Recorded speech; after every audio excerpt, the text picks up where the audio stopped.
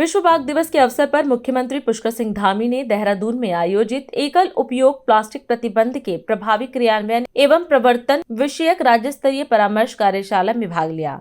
इस दौरान उन्होंने बाघ संरक्षण पर आधारित चित्रों और पोस्टकार्ड का विमोचन किया तथा वन्य जीव संरक्षण और मानव वन्य जीव संघर्ष के दौरान सहायक कार्य करने वाले सामाजिक कार्यकर्ताओं को सम्मानित किया।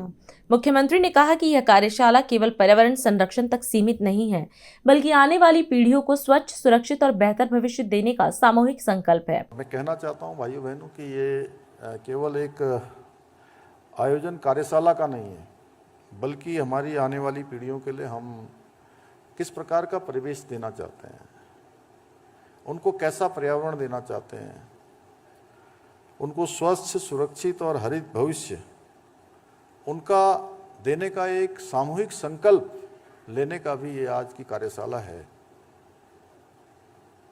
विश्व बाघ दिवस के अवसर पर इस विषय का चयन सच में अपने आप में बहुत सार्थक है, क्योंकि बाघ केवल एक वन्य जीव नहीं है, बल्कि हमारी समृद्ध जैव विविधता और संतुलित जो पारिस्थितिक तंत्र है उसका प्रतीक है। और जहाँ भी बाघ होते हैं उस जंगल में सब कुछ होता है। यदि हमारे जो जंगल हैं वो सुरक्षित रहेंगे तो सच में पूरी पारिस्थितिकी, पूरी इकोलॉजी वहाँ की समृद्ध होगी, और जब पूरी इकोलॉजी समृद्ध होगी तो बाघ भी स्वयं जो है वहाँ पर सुरक्षित होंगे, और जब बाघ सुरक्षित रहेंगे तो ये मानिए कि पूरी प्रकृति और जो है उसका संतुलन भी सुरक्षित रहेगा, जिसके बारे में हम हमेशा कहते हैं कि इकोलॉजी और इकोनॉमी दोनों में बैलेंस होना चाहिए। ऐसा नहीं होना चाहिए कि इकोलॉजी को हम छोड़ दें, केवल इकोनॉमी की तरफ चले जाएं, तो आने वाले समय के लिए ये बहुत बड़ा हमारा खतरा होगा। और हमारी जो भारतीय संस्कृति है उसमें प्रकृति को केवल दोहन का माध्यम नहीं माना गया है, केवल संसाधन नहीं है, बल्कि उसको माँ का स्वरूप दिया गया है। और इसीलिए अभी सुधांशु जी ने कहा कि माता भूमि पुत्रोहम पृथिव्या, ये पृथ्वी हमारी माता है और हम सब उसके पुत्र हैं। इस प्रकार से हमें पृथ्वी के प्रति अपना जो दायित्व है वो समझना चाहिए, और इसीलिए भारत को प्रकृति के साथ सहअस्तित्व का मार्ग दिखाने का काम हमारे ऋषियों ने, हमारे मुनियों ने, हमारे तपस्या करने वाले लोगों ने, हमारे पूर्वजों ने हमको ये मार्ग दिखाया है।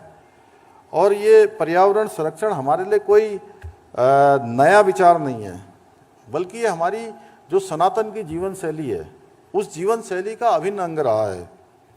और यदि हम उत्तराखंड की बात करें तो हमारा प्रदेश अपनी समृद्ध जो वन्य जीव संपदा है, जैव विविधता है, उसके लिए पूरे देश में एक विशिष्ट स्थान रखता है। अब देखिए हमारे यहाँ लगभग 70% से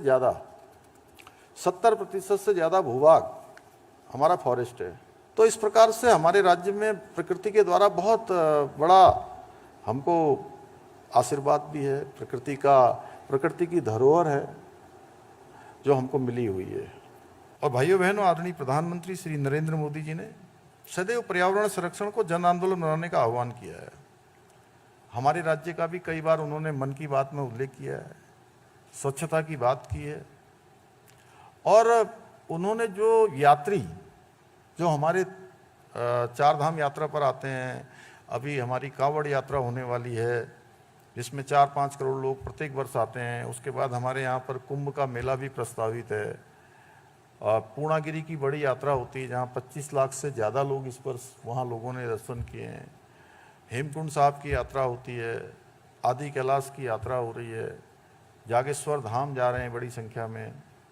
यहाँ विभिन्न स्थानों पर पूरे देश और दुनिया के लोग आज हमारे यहाँ आते हैं।